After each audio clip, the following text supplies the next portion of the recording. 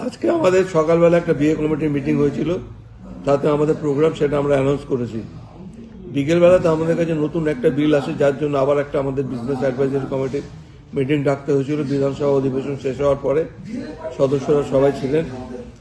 আমাদের আগের যে বিলগুলো রয়েছে সেই বিলগুলো আপনারা জানেন, West Bengal appropriation vote and account bill 2026, এটার আলোচনার জন্য 1 ঘন্টা রাখা রয়েছে।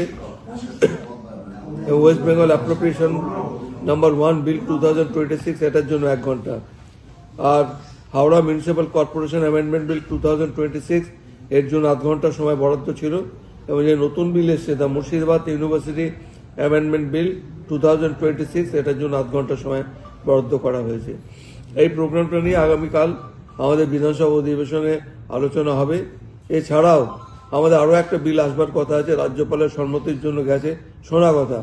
সেই বিলটা এলে পরে সেটাকেও আমরা তাহলে নিয়ে নেবো, আবার একটা বিএ কমিটি করে তারপরে ওটা আমাদের নিয়ে নিতে হবে।